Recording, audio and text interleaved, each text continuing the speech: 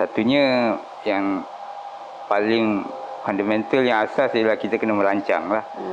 Kita tak boleh nak tunggu tahun akhir baru rasa-rasa nak mohon lah. Tak boleh, sebab banyak benda-benda kriteria yang disenaraikan tu, dia memerlukan perancangan sebenarnya. Pada saya yang lebih penting adalah untuk mengejar nilai atau sifat kecemerlangan dalam diri tu. Kemahiran membahagikan masa, pada saya itu yang penting.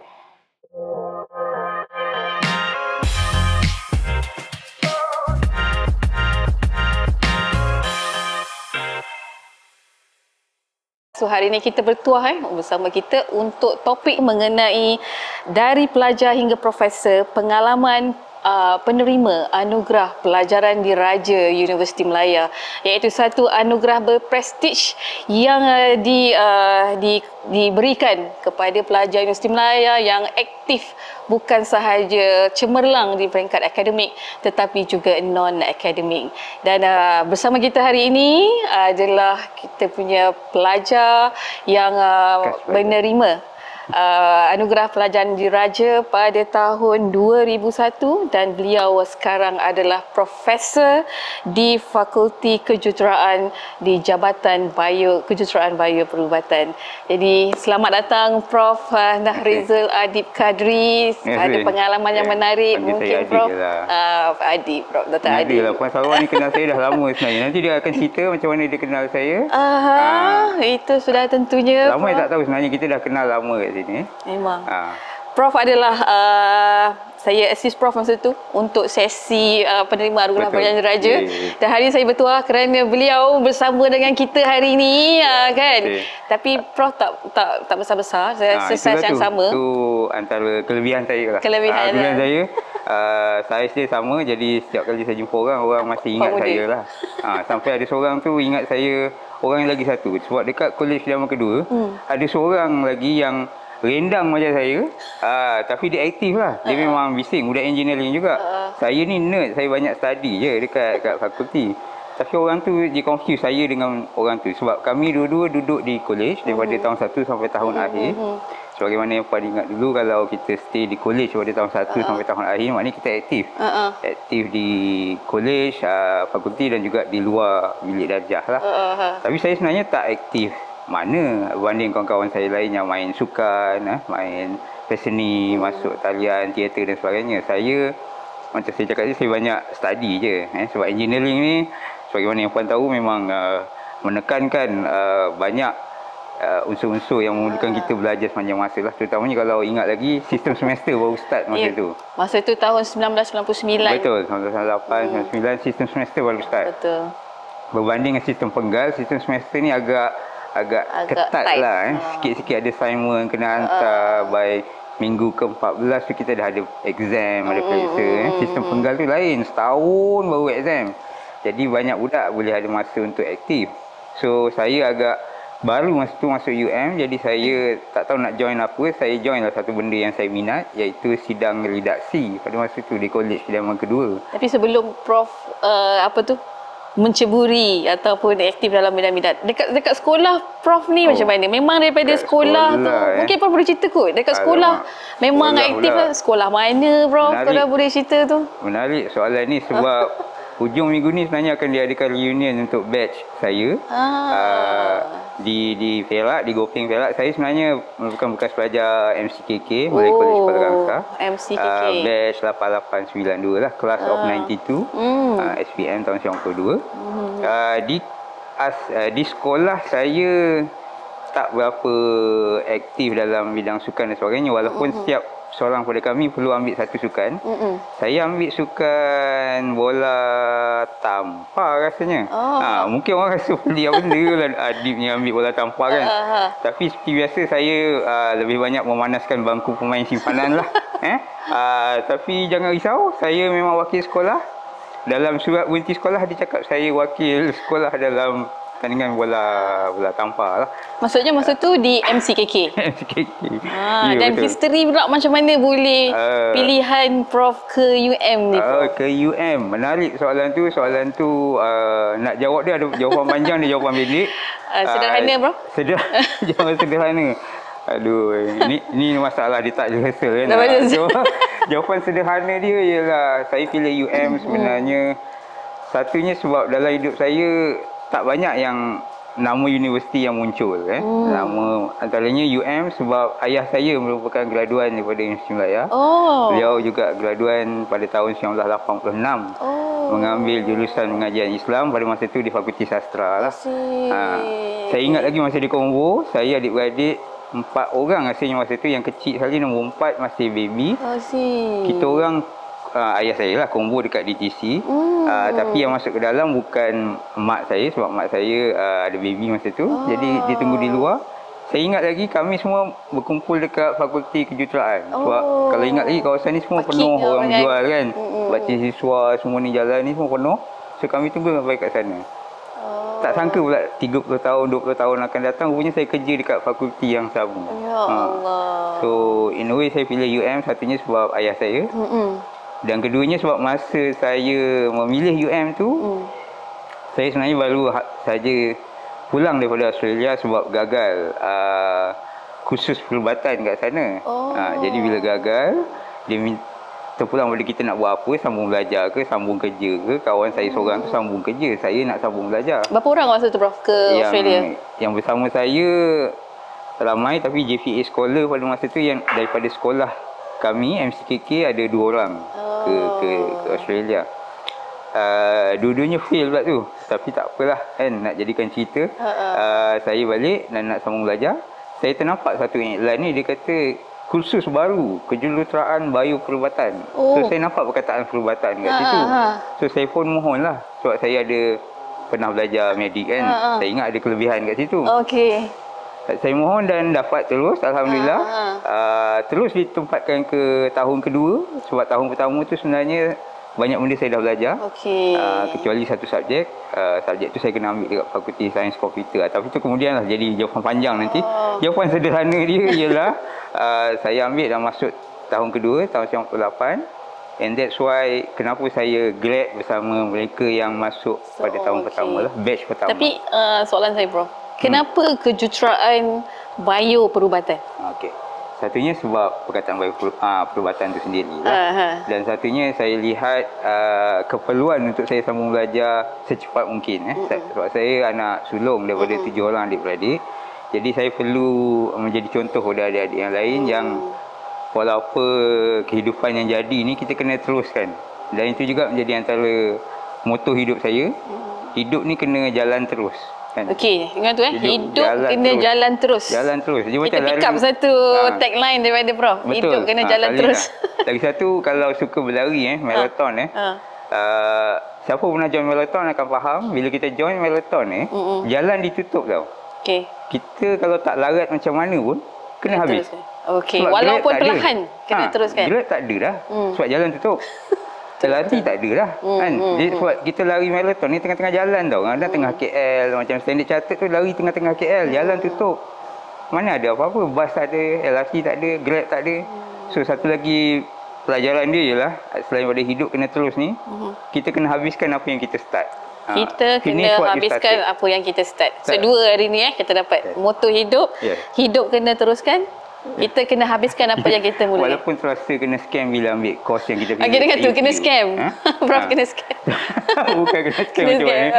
Tapi as perhaps ini pesanan untuk anak-anak yang baru habis sekolah, sama ada peringkat SPM atau peringkat matrik. Masa pilih kursus kat UPU tu kita kena berlapang dada. Tak ada siapa sebenarnya yang expect kita buat pilihan yang betul untuk 20-30 tahun akan datang. Betul. Tapi semangat yang nak kena ada ialah kita kena habiskan apa yang kita mulakan lah. Saya rasa itu yang menyebabkan Prof sentiasa fokus untuk kecemerlangan lah. Macam mana Prof bermotivasi dan sentiasa maintain kecemerlangan tu daripada pertama sampailah grad dengan anugerah pelajaran diraja. Saya memang tertunggu-tunggu soalan ni. Sebab ramai pelajar sendiri, saya pun ada pelajar yang pada saya agak terkeliru lah dengan anugerah pelajaran diraja ni. Pada saya yang lebih penting adalah untuk mengejar nilai atau sifat kecemerlangan dalam diri tu. Kemahiran membahagikan masa, pada saya itu yang penting. whether or not you dapat APD atau tidak, itu macam icing on the cake orang cakap. Bila buat kek dia ada icing. Tapi yang sedap je kek. Icing ni kalau tak ada kek dia tak sedap. Betul. Yang sedapnya tu keknya. Jadi pada saya dalam perjalanan APD tu yang lebih penting. Belajar membahagi masa, belajar berkawan, belajar bertanya soalan yang betul supaya kita sama-sama dapat jawapan. Itu yang kita membina kita punya personality setiap waktu di universiti. Itu yang ada beza Prof di sekolah dan juga di universiti. Sangat berbeza. Dan antara yang penting sekali kat universiti ni, kalau masih tak perasan, ialah kita banyak peluang sebenarnya. Terutamanya di UM, satu universiti yang berada di, kita lupakan sekejap ranking kita. Tapi jangan lupa kita berada di tengah-tengah ibu kota. Ramai orang risau kita dekat dengan bangsa kan, budak-budak ni pergi disco ke apa malam-malam. Tapi jangan lupa dengan keterbukaan itulah kita ada peluang untuk kenal dengan ramai jenis orang. Kita keluar je tak jauh pada gate kita ni, kita boleh jumpa orang pelbagai jenis latar belakang. Kita duduk pantai dalam. Bangsa betul lah dekat, tapi pantai dalam pun dekat. Itu semua komuniti-komuniti yang B40 kan. Taman Medan belakang sini kita jumpa komuniti Taman Medan. So komuniti yang pelbagai kita jumpa. Itu sebenarnya penglibatan pelajar untuk co-curricular itu yang membina Sasya. Betul. Penglibatan Prof juga saya rasa seorang yang aktif untuk, sebab penerimaan anugerah pelajaran diraja ni dia mensasarkan 60% adalah kecemerlangan dalam bidang akademik. So the rest 12% penglibatan dalam sukan, 12% kesenian, CSR dan juga hadiah penglibatan yang diterima. Jadi apakah Prof punya inspirasi yang Prof rasa wajar untuk untuk pelajar ni immerse ataupun fokus kepada kecemerlangan? Satunya yang paling fundamental, yang asas ialah kita kena merancang lah. Kita tak boleh nak tunggu tahun akhir baru rasa-rasa nak mohon lah. Tak boleh, sebab banyak benda-benda kriteria yang disenaraikan tu dia memerlukan perancangan sebenarnya. Walaupun kerja-kerja komuniti, kerja-kerja berkaitan seni dan sukan kita boleh buat last minute dan sebagainya, tetapi tanpa perancangan yang jelas, kita tak dapat sebenarnya nilai yang diperlukan untuk jadi bekal dalam diri kita semasa dalam perjalanan nak mengejar APD itu. Jadi pada saya lebih penting adalah perancangan dan jelas dengan tempoh masa yang diperlukan untuk mendapatkan nilai-nilai yang diperlukan tu. Untuk APD ni Prof memang merancang atau Prof rasa dan macam mana perasaan terpilih tu? Saya tak tahu pun kewujudan APD ni, kalau tanya secara jujurnya lah. Saya masuk UM ni macam saya cakap tadi, just nak habiskan belajar sebab saya nak sulung, sebab saya nak jadi contoh untuk adik-adik, itu je. Tak pernah tahu pun ada benda dia panggil APD. Tapi adalah satu hari tu, saya rasa pada tahun akhir kot, saya di kontak oleh staff. Zaman tu ada unit kita panggil SKR kalau ingat SKR. Saya cakap masukkan dalam rekod. Sekarang kita ada macam-macam unit yang spesifik, macam yang Maldi ni pun ada. Tapi dulu semua SKR So salah seorang pegawai kat situ panggil saya, kalau masih ingat, puan pun ingat kot dia, Encik Wahid lah, Wahid Jahid. Encik Wahid Jahid. Dia kontak saya. Dia kalau cakap dengan orang, dia aku kau je. Sekejap, dia kata, kau isi orang ni, kata dia. Isi orang apa ni tuan, kata. Kau isi je lah, kata dia. Okay, saya pun isi. Tapi saya faham lah, bila tengok orang tu, dia ada tulis permohonan pelajaran diraja. Jadi bila saya cari maklumat, rupanya anugerah ni diberikan kepada 2 orang, satu Bumi Putra dan satu bukan Bumi Putra, untuk pelajar terbaik Universiti Melaya semasa tahun convocation lah. Dan bila saya selidik juga, antara sebabnya ialah saya graduan dari batch pertama kejuruteraan bayi perubatan masa itu. Jadinya saya nampaklah kelebihan itu. Dan untuk seorang pelajar Bumi Putra, untuk skor first class sebenarnya is a big thing masa tu. Saya tak tahu sebab saya buat ikut suka saya je kan. First class bro masa tu? Masa tu dah ada sistem PNGK dah? Ada. Kita sistem semester dah ada lah. Ada kan? Kita antara yang pertama. Tapi masa saya belajar, kalau itu yang nak nak dikongsi, nak kata saya belajar pandai sangat, tak lah. I just had fun. Tapi one thing yang saya perasan lain daripada cara study biasa ialah I normally take time to fahamkan kawan-kawan sekelas.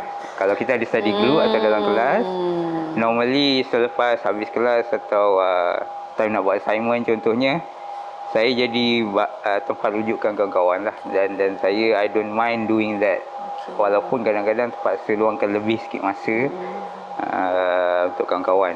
Jadi kalau nakkan tip berkaitan akademik untuk skor pada saya yang masih relevan pada masa ni, saya kira itulah pelajar-pelajar perlu luangkan masa untuk kita berkongsi apa yang kita tahu dengan kawan-kawan. Saya rasa itu antara benda yang paling baik untuk kita belajar subjek tertentu lah. Itulah, itu yang rasa unik dengan Prof. Rizal Adi Kadri ni adalah saya assist masa sesi penyampaian anugerah pelajaran diraja. Masa tu kita adalah saya adalah staff di seksyen peperiksaan, dan saya nampak your family datang memberi support, dan menerima tu daripada Pro Chancellor yang Pro Chancellor dengan yang now adalah juga kita Chancellor Universiti Melaya, Tuanku Sultan Nazrin. Okay. Puan jangan lupa, Konvo pada masa tahun tu unik kenapa? Dia DTC terbakar tahun tu. Jadi kita buat itu satu lagi unik convocation. Convocation kita pada masa tu 2001 dibuat di Bukit Jalil. Nama stadium ni Stadium Putra. Saya pun baru tanya wife saya semalam. Saya rasa itu yang jadi Aziata Arena sekarang. Stadium Putra.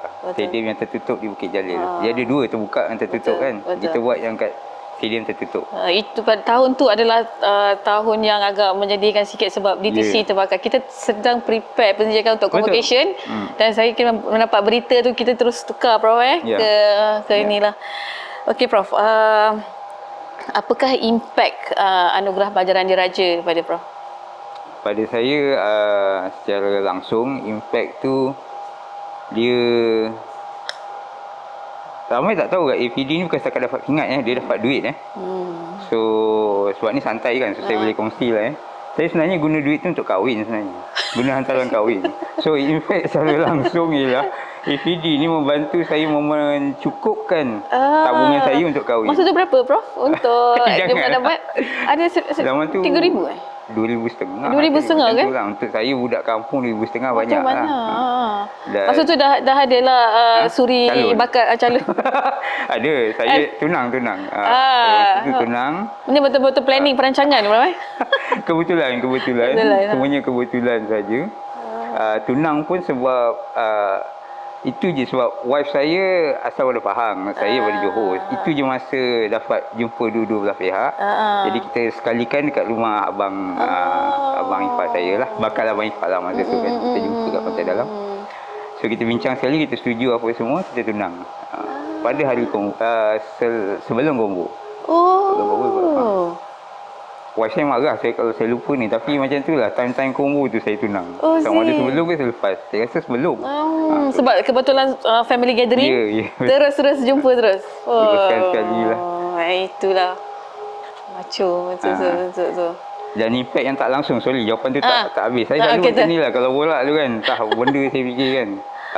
Okey, yang tak langsungnya ialah APD tu sebenarnya memberikan saya bahanan. In hindsight, now that I'm a pengetua dan fellow yang dekat dengan banyak lapisan pelajar,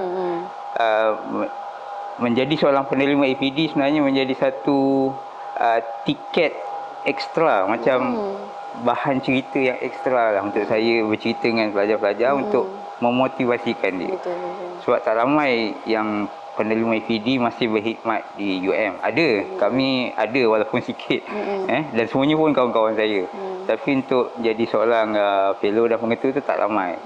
Buat masa ni yang saya kenal Dr. Istajib lah di Kolej 1. Prof. Nazia pun pernah jadi fellow saya rasa. Saya tak ingat. Itulah. Dr. Raha. Dr. Raha. Betul di... Kebetulan nama wife saya pun Raha, tapi bukan Raha yang itu. Okey, Puan Raha. Suami hari ni bersama podcast Uni Malaya. So kita bahasa bertuah lah. Sebenarnya ramai juga kita punya penerima-penerima APD yang kembali bertugas di Universiti Malaya. Okey Prof. Soalan saya next. Kenapa bidang akademik menjadi pilihan Prof selepas APD? Dia sebab ni rancangan sembang kan. Dia ada jawapan jujur, dia ada jawapan sembang So jawapan jujur dia sejujurnya sebab peluang tu datang dulu. Okey. Peluang yang pada saya nampak menarik pada masa tu. Sebab saya ambil kursus ni jadi batch pertama. Jadi kerjaya di bidang ni sebenarnya agak kabur-kabur lagi pada masa tu. Of course sekarang lebih jelas lah. Tapi pada masa tu agak kabur. Jadi saya bekerja kat luar selama 6 bulan. Sebuah syarikat swasta di Petaling Jaya. Tapi tak lama selepas tu Prof Wan Abu Bakar, dia ketua jabatan dan juga bekas dekan, mantan dekan Fakulti Kejuruteraan. Dia offer pada saya, Adib, nak jadi tutor tak? Nak jadi tutor kena buat master, kata dia. Boleh je Prof. Tapi beasiswa semua ada, tapi kena cari tempat sendiri. Itu je. So saya dengan masa tu tunang, kami sama-sama carilah sebab dia bagi 2 tempat. Jadi saya dengan tunang saya ambil peluang tu. Jadi kami sama-sama cari tempat yang mana kami boleh sama-sama pergi. Jadi dapat tempat di Australia pada masa tu. Jadi kami buat master di Australia. Dan menariknya, ramai yang tak tahu, orang mungkin tahu kalau saya cerita, universiti saya buat master tu sama dengan universiti yang saya fail medik dulu.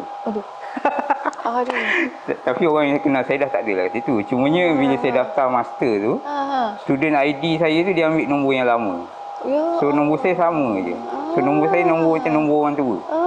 Kalau kat UM guna sistem maya kan ada /1, 2, 3 tu kan. Nombor kita akan sama. Kalau you buat degree di UM, di master nanti you buat di UM, nombor akan sama. So lebih kurang macam tu lah sistem dia. Slash je. Banyak Prof Prof punya apa tu kebetulan perencanaan tu Kebetulan lah tu. Kebetulan perencanaan. Jadi akhirnya saya tamatkan jugalah pengajian di universiti yang sama tapi ijazah yang lain lah. 2 tahun. 2 tahun. 2 tahun. So selepas tu baru kembali sebagai pensyarah. Pada masa tu kelayakan untuk jadi pensyarah cuma master. Jadi saya jadi pensyarah dengan master masa tu mula pada tahun 2003 lah. 2003 saya jadi pensyarah di Kejuruteraan Bayu Perubatan. So pada masa tu belum jabatan lagi, just program saja. Dia panggil program je. Masih lagi pensyarah yang masih lagi mengajar tu masih lagi di sistem sekarang Prof. Bukan bekerja pula dalam tim yang sama. Mungkin Prof boleh kongsikan. Menariknya juga jawatan saya tu sebab saya jadi batch pertama. Pensyarah yang asal-asal tu tak ramai. Pensyarah asal tu kita kebanyakannya pinjam. Dan menariknya some of them started out very quite young. I masih quite young dan sekarang masih ada di jabatan. Antaranya Naib Chancellor kita lah, Datuk Seri, dan seorang lagi Prof Fatimah. Kedua-duanya memang pensyarah saya masa saya student. Now we are colleagues at the department lah. Very interesting. Ada lagi satu, Puan Nolita. Puan Nolita pun pensyarah saya masa saya belajar dan sekarang ada dia jabatan. Jadi pensyarah. Sama-sama memajukan jabatan. 20 years back dia punya. Jangan lupa ketua jabatan sekarang adalah classmate saya lah. Ketua jabatan sekarang. Siapa? Profesor Madia Dr. Juliana. Juliana. Ada few of us jadi pensyarah. Saya, Juliana, yang batch saya lah. Saya, Juliana dan seorang lagi Dr. Belinda. Tapi Belinda dah berhijrah ke UK lah. Dan a few of our juniors pun ada di jabatan. Dr. Mas, Dr. Imran. Dr. Imran tu lagi junior lah. Dr. Afiqah, a few lah. Quite a number of them are actually our juniors. Now serving as pensyarah di jabatan. Itulah cerita-cerita yang terinspirasi. Kita berinspirasi dengan cerita Prof Adib daripada MCKK-nya dengan pilihan Bayu Perubatan yang ala-ala kena scam tadi sebab Bayu Perubatan tu. Prof ingat MBBS lah Bayu Perubatan. Banyak dan perubatannya lah. Perubatan sebab perkara perubatan tu. So now bagaimana Prof berjaya sukses Allah dah aturkan macam tu tapi kita sistem yang support kita and then rezeki yang Allah beri dan akhirnya saya jumpa balik Prof dalam tempoh 20 tahun kita berjumpa dan years back Alhamdulillah. Saya pun perasan nama Puan ni antara nama dalam hidup saya kan saja nak kongsi lah. Saya ada beberapa orang yang saya jenis ingat muka kan. Saya ingat muka ni, saya tahu dia ni saya familiar tapi kadang-kadang saya lupa saya jumpa kat mana. Dan Puan antara orangnya lah. Saya tak tahulah saya kenal mana lah makcik kan. Makcik ni. Tapi bila berjumpa dan yelah sebelum ni lah bukan sehari ni. Sebelum ni kita dah bincang semua. Saya teringat ni lah dia antara muka wajah-wajah yang bantu saya masa di Konvo tahun 2001. Prof juga adalah mantan pengarah Pusat Komunikasi Korporat. Jadi macam kebetulan Prof hari ni kan. Kita pernah jumpa tadi Spek, On Johor, anak sulung dan sebagainya. Okey Prof, soalan saya yang terakhir. Dalam keadaan Prof yang kita dah habis 20 tahun servis, sekiranya Prof, Prof tidak menjadi pensyarah, apakah Prof rasa you will be dalam your kamus hidup Prof? Oh ya. Tadi rasa macam soalan lain tapi saya okey je. Santai kan, kita redah je. Kalau saya tak jadi pensyarah, dan kalau ada ruang untuk saya menjadi diri saya sendiri, saya merasakan pada masa itulah 20 tahun, 30 tahun dulu, saya seorang yang kreatif. Kreatif ni sebenarnya luas dia punya definisi. Saya pernah satu masa saya minat nak jadi graphic designer. Saya juga pernah minat untuk menulis. Masa saya di Australia, saya antara yang penyumbang utama untuk majalah pelajar-pelajar Malaysia kat sana lah. Menyumbang saja cerpen macam tu lah. Mungkin juga saya jadi seorang penulis atau itulah tadi graphic designer. Influencer? Influencer, kalau masih ingat 20-30 tahun dulu tak ada istilah kerjaya macam tu. Tapi kalau sudah ada, insya-Allah itu juga salah satu jalan yang saya akan cuba explore. Sebab influencer ni ramai orang ingat dia terus pandai macam KA kalau Aming kalau kita selidik sikit, sebenarnya dia belajar buat video, belajar bercakap depan kamera sebenarnya dah lama. So influencer yang kita ada sekarang sebenarnya melalui proses yang sangat panjang. Jadi kalau puan kata satu bidang yang mungkin saya ceburi 20 tahun dulu, mungkin juga influencer. Kita tak tahu kan. Kita tak tahu kan. And now berbakti sebagai seorang profesor. Terms profesor tu sebenarnya untuk kita di universiti ni kita dah agak biasalah dengan terms profesor madya, profesor kehormat, profesor emeritus dan sebagainya. Jadi Prof, untuk paparan tu pihak luar, bagaimana Prof explain mengenai perkara ini? Menarik. Soalan ni saya dah rehearsal, so saya boleh jawab. Okey, satu pertamanya ramai orang salah anggap profesor ni pangkat. Macam kalau dalam syarikat kita naik daripada supervisor, manager, general manager, begitulah naik ke atas. Jadi profesor ni antara yang tinggi dalam bidang akademik. Kita start dengan pensyarah kanan, profesor madya. Profesor ada 3 grade, C, B, A. Saya profesor C. Yang bawah sekali akan naik B ke A. Kemudian ada tingkat yang seterusnya lah, kurus dan sebagainya. Baik, profesor kehormat pula khas untuk mereka yang sudah pencen. Tapi kita masih perlukan hikmat dia dan dia ada beberapa kelebihan lah bila dilantik sebagai profesor kehormat. Profesor apa lagi? Profesor emeritus. Profesor emeritus ni memang seumur hidup. Diberi kepada profesor yang juga telah pencen tapi telah menyumbang banyak sumbangan bakti bukan kepada universiti saja tapi kepada negara. Kita bagi profesor emeritus. So kalau perasan ada orang panggil dia profesor emeritus, itu sebenarnya orang yang banyak menyumbang bakti kepada universiti dan negara. Macam saya, kalau saya pencen sebagai profesor, saya sebenarnya tak boleh pakai nama profesor. Ramai orang tak faham benda tu. Jadi di luar, kalau saya daftar di hotel contohnya, saya tak boleh panggil saya profesor. Kalau saya pencen. In fact sekarang pun, kalau saya pergi ke luar untuk daftar apa-apa program, hotel, check-in, tak boleh panggil profesor. Guna nama tu sebab dia sekadar pangkat di tempat saya bekerja. Macam tu. Tapi doktor yes, sebab doktor datang dengan sijil PhD yang saya ada. Jadi it's okay. Satu lagi profesor juga kita beri kepada orang yang selayaknya lah. Selayaknya itu maksudnya dari aspek pengalaman, bekerja dan juga pengetahuan yang dia ada. Juga betul. Tapi saya sebagai seketul adibnya tak adalah rasa pandai sangat. Tapi memang dibagi untuk, saya dah melepasilah kelayakan profesor. Cumanya satu lagi yang bukanlah satu, beberapa perkara yang saya rasa ramai orang lupa. Profesor ni manusia. Kami pensyarah, mengajar, juga ada beban supervise, beban buat grant, beban buat penyelidikan dan sebagainya. Sama macam pensyarah lain. On top of all that, kita sebenarnya manusia. Ada orang pernah sampai ke telinga saya, dia risau nak ajak saya makan apa sebab dia takut saya tak makan kat mamak contohnya kan. Dia ingat Q Bistro tu tak layak untuk saya kan. Mana nak ajak Dr. Prof Adib ni makan kan. kami manusia juga. So mamak makan. In fact, untuk pengetahuan semua, saya suka tosai. Oh, tosai. Okey, tosai. Tosai biasa je. Okey. Tapi kalau kosong je. Tapi kalau nak jamu orang, saya boleh bawa satu kedai dekat Brickfield. Tosai masala dia memang bermasalah betul. memang masalah. Sebab kita tak boleh lupa. Sedap sangat. Masalah dia tak boleh lupa. Betul, sedap. Siapa minat saya boleh bawa dekat Brickfield ada satu. Ini promo percuma ni. Promo berbayar. Promo berbayar. Tak, saya nak kongsi sebab itu pun berkait dengan kerjaya saya sebab saya kenal restoran tu. Menariknya sebab diperkenalkan oleh seorang pensyarah daripada India. India.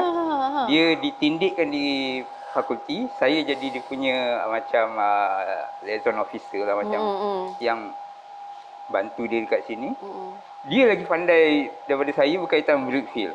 Sebab kat situ ada komuniti India yang kuat. Jadi tempat makan mana sedap, tempat makan free, dia lagi tahu. Dia yang bawa saya pergi satu kedai ni memang rupanya datang daripada kawasan dia. Sebab India ni kan luas. Dia datang daripada kawasan Karnataka tu bahasa dia. Terbalik. Itulah soalan tak rehearsal macam ni lah. So, selain daripada makanan, kami makan apa orang biasa makan. Keduanya kami pun macam orang lain juga. Tapi your favourite food, bro? Favourite food? Ni pun sama. Dia ada jawapan rasmi, ada jawapan sembang. Kan? Favourite food saya, wife saya tahulah, saya suka makan bubur kacang. Bubur kacang dengan kuih, kalau sarang semut. Tahu kuih sarang semut? Sarang semut tahu. Kuih itulah. Tapi jawapan sembang atau jawapan rasmi dia, sebab dulu di Australia, masa saya dan wife sama belajar lah, kami ada hari keluarga bersama rakyat Malaysia. So sebab kami dulu budak UM kan, nak menang kan. So dia ada segmen kenali pasangan masing-masing. Jadi kita dah buat jawapan rasmi. Makanan kegemaran, nasi goreng Cina. Minuman kegemaran, teh ais kosong. Dah rehearsal, dah praktis lah. Nak cepat. Pasangan lain tu agak-agak kenapa abang suka makan apa ni? Tak. Kami sebab budak UM kan, nak menang punya pasal jawapan dah siap.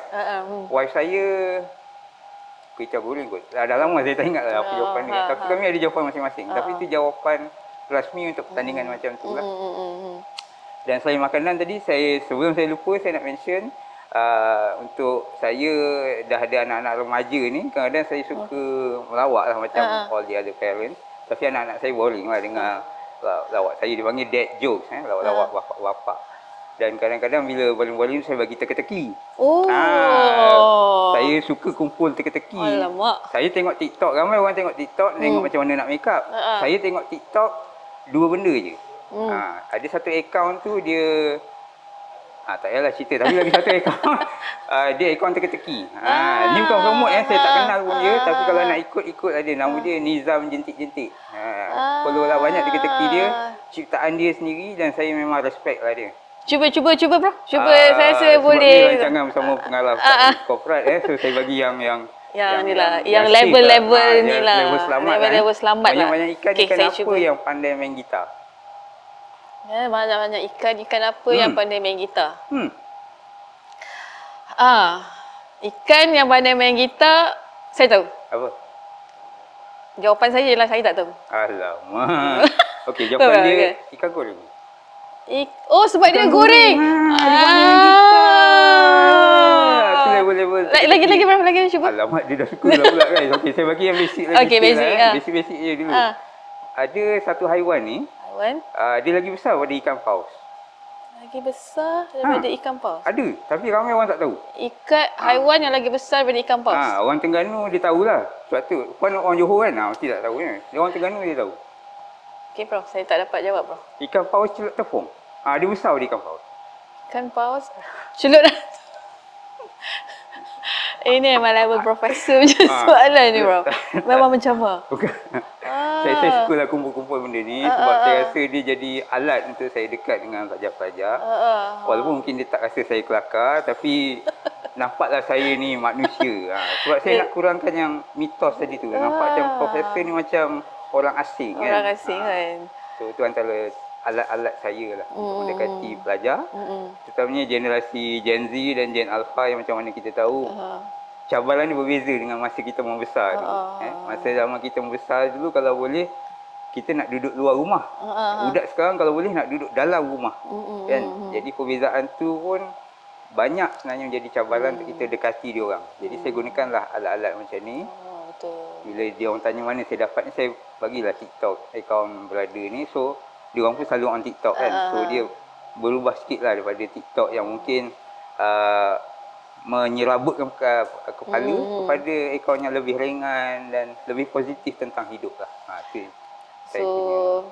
Okay Prof, untuk pelajar-pelajar Universiti Melaya di luar sana yang saya rasa kat luar tu ramai sebenarnya student-student kita yang berbakat, yang mempunyai masa depan yang cemerlang apa semua. Mungkin Prof boleh bagikan tips dan inspirasi bagaimana untuk berjaya dan berinspirasi juga untuk mencapai pencapaian yang sangat cemerlang ni sebagai penerima anugerah pelajaran diraja, dan ia bukanlah mustahil dan boleh dirancang sebagaimana Prof cakap tadi. Betul. Menarik juga soalan ni, antara jawapan saya dah rehearse. Okey, pertama sekali saya nak address yang perkataan kejayaan tu sendiri. Kalau boleh saya ingatkan, kejayaan tu bukan dalam satu bentuk saja. Bukan saja dalam bentuk Dean's List atau bentuk APD atau dalam bentuk apa-apalah. Sijil, pengiktirafan kan. Kejayaan ini dalam pelbagai bentuk. Kebetulan saya adalah penerima APD satu masa dulu. Kebetulan saya juga seorang profesor. Atas usaha saya, atas rezeki Tuhan. Tapi jangan lupa keberadaan kita di Universiti Melaya ni sendiri adalah satu rezeki. Dan yang menjadi misteri satu-satu yang tinggal adalah perancangan Allah tu sendiri, Tuhan. Kejayaan kita tu Allah dah simpan dekat satu tempat yang kita sendiri akan jumpa satu masa nanti. Dan kunci dia kepada perjalanan tu adalah, kalau tanya saya, hanyalah konsistensi. Kita kena konsisten buat apa yang kita rasa berharga untuk kita. Berharga tu maksudnya dalam pelbagai aspek lah. Ada orang macam saya sangat hargai kalau saya dapat bantu orang lain mudahkan kerja-kerja dia. Jadi pada saya happy dengan benda tu, dan kerja saya di UM banyak memberi saya ruang untuk pergi ke arah itu. Jadi saya teruskan ke arah itu.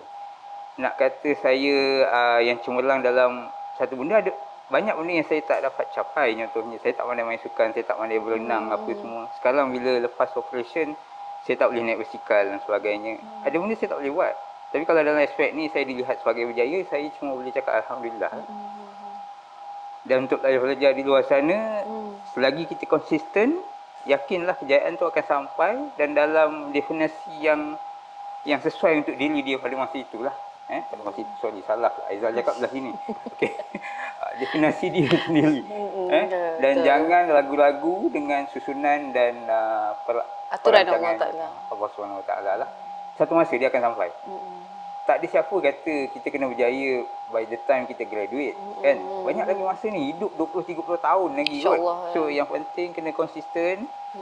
Kalau perlukan motivasi, cari orang yang boleh bagi kita motivasi. Dekat dengan orang tu. Dekat orang tu. Dan sebab Nabi pun pernah pesan, kawan ni kena pilih. Kan? Tak dapat jadi wangi, kawanlah dengan orang yang jual minyak wangi. Kan? Sekurang-kurangnya bau tu datang. Kan? Janganlah pula kau kawan dengan orang yang buat besi. Sebab walaupun tak terbakar, tapi baju kau boleh terbocor dan sebagainya lah. Pilih kawan, insyaAllah. So itulah pesan Prof. The keyword kat situ adalah consistency. Ya, betul. So whatever we do, consistency. Kalau co-curriculum pun konsisten, jangan overdo. So kena konsisten, kena seimbang Prof. Co-curriculum, dan itu yang membentuk sasiah kita lah. Okey Prof, sedikit Prof sebelum kita mengakhiri kita punya sesi podcast hari ini. Mungkin ramai yang nak tahu yang kita berdiskusi sebelum tadi. Prof juga sebenarnya adalah mengidap satu penyakit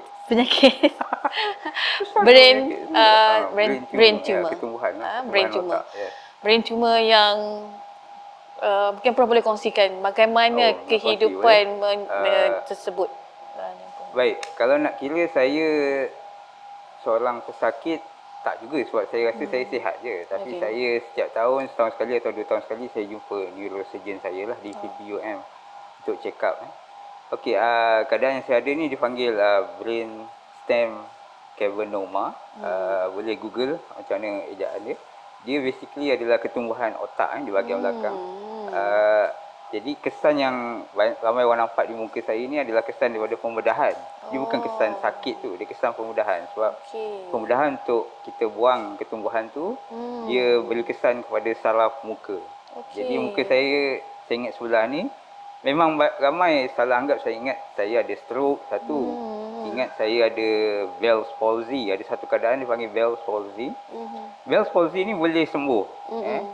Sebab nerve dia tak kacau, dia boleh sembuh. Ada lagi satu keadaan jangkitan virus. Kalau ingat dulu Justin Bieber pernah dapat jangkitan ni, muka dia saya ingat sebelah. Dan ada satu stesen TV tu kontak saya nak jadi tetamu. Sebab dia ingat keadaan saya sama. So tak apalah, saya kongsi lah. Tapi keadaan saya lain. Keadaan saya, doktor saya sangat positif. Cumanya dia nak cakap, setakat ni data belum lagi menunjukkan penyakit ni boleh sembuh. Macam tu lah. Tapi sebagai seorang dewasa, saya dan sebagai seorang Islam, kita terima lah benda tu. Masa tu Prof masa belajar ke dah dah kerja? 2016. 2016 operation, saya diagnose hujung tahun 2015 lah. 2016, bulan 2 saya ingat lagi operation. Antara simptom dia yang sepanjang tahun 2015 yang saya dapat tu adalah kebas sebelah badan. Kebas tak teruk pun, macam kebas kalau kita tertidur masa sembahyang Jumaat. Dia tak sembahyang, so dia tak tahu. Tapi siapa yang sembahyang Jumaat yang selalu tidur ada kebas-kebas, sama lah. Tapi ni setengah badan. Setengah badan. Kita kalau kebas main Jumaat tu kaki je selalunya. Sebab duduk lama. Ni setengah badan. So saya fikir apa benda ni kan. Jumpa doktor. Doktor seperti biasa dia cek yang luar dulu lah. Dia tak terus scan otak kan. Scan, cek saraf, dia cek muscle, dia cek pemakanan. Semualah dia cek. Cek darah, air kencing, tak ada apa. Jadi akhir sekali macam ni lah doktor. Dia panggil saya doktor. Doktor je panggil doktor juga. Padahal saya bukan doktor betul lah. Ramai juga orang salah anggap ingat saya doktor. Kan? Anyway, itu tajuk lain lah, panjang pula kan. So, dia kata macam ni lah doktor Adi, kita scan lah. Mula-mula dia buat CT scan. CT scan ni tak boleh nampak detail, tapi dia boleh nampak benda yang dense. So, dia nampak sesuatu di otak saya. So, kita buat MRI pula. MRI hujung tahun 2015 juga. Oh, jelas lah nampak ada ketumbuhan dan jenis apa dan sebagainya lah. Dan boleh bagi diagnosis. Pada masa tu simptom tak berapa teruk sangat. Saya mesti boleh kerja. Sebab simptom yang teruk adalah saya rasa tak ada balance, jalan sengit-sengit dan juga feeling unwell lah, tak sihat. Macam tu saja. Makin lama dia makin teruk dan bulan 2 tu kemuncak dia. Jadi saya terus ke kecemasan PPUM dan saya ditahan di ward. Dalam masa 2 minggu macam tu kot saya jalani operation dan berjaya dikeluarkan lah. Tapi antara kesannya yang risiko yang telah pun di-explain kepada saya sebelum buat operation, iaitu ada risiko saya akan mengalami kelumpuhan muka lah, dipanggil paralisis kan. Itu saya faham dan memang saya kena lah. Tapi the rest of my body functioning semua kognitif saya normal. So kalau pergi check up tu sebenarnya saya paling normal kat ward tu, kat klinik tu. Dia normal dan makin kreatif. Ya. Makin kreatif. Prof juga ada banyak teka-teki. Prof banyak kelebihan seorang yang kreatif selain daripada seorang yang fokus sama dia. Prof juga seorang researcher dan juga konsultan untuk perkara berkaitan. Dan Prof, saya ucapkan banyak terima kasih untuk tetamu jemputan kita ni, Profesor Insinyur Dr. Nahrizul Adib Kadri. Nama yang saya tak boleh lupa sepanjang 20 tahun saya servis di Universiti Malaya. Jadi Prof, terima kasih banyak di atas sesi hari ini. So insyaAllah nanti kita boleh jumpa. Banyak lagi kita nak sembang. Betul. Kan? Banyak lagi teka-teki. Banyak lagi teka-teki. Kita boleh sambung teka-teki season 2 mungkin. Kan? Jadi Prof, mungkin yang terakhir daripada Prof untuk kongsi kepada warga UM dan juga warga UM, termasuk pekerja, staf dan pelajar lah. Pada saya, saya suka nak ingatkan sebagai, saya panggil saya sebagai yang agak senior lah, dah bekerja lebih 20 tahun di Universiti Malaya. Berlapang dada dengan apa juga yang berlaku, kerana ini semua adalah aturan Allah untuk yang terbaik untuk semua daripada kita lah. Dia ada perkara kita rasa berat, tapi percayalah itu semua sebahagian daripada aturan yang Allah susun untuk menjadikan kita lebih baik. Kalau rasa-rasa universiti lain tak buat, UM yang buat, dia macam ni lah. Kalau bukan UM siapa lagi? Macam tu je. Itu dia. Itu pengairan yang cukup baik daripada Prof untuk kata-kata Iman. Kalau bukan UM siapa lagi kan? So kita pun sebenarnya sentiasa kehadapan dan kita suka juga berkongsi perkara ini dengan institusi pendidikan tinggi yang lain untuk kita sama-sama mencerna kita punya jati diri generasi baru untuk membangunkan negara. Okey. Prof, terima kasih banyak untuk sesi hari ini. Okey, itu saja untuk sesi pada hari ini di podcast Uni Malaya dan kita berjumpa lagi untuk tajuk yang lagi best. Assalamualaikum warahmatullahi wabarakatuh. Bye. Bye, Prof. Bye. Bye. Sana, Prof. Sana.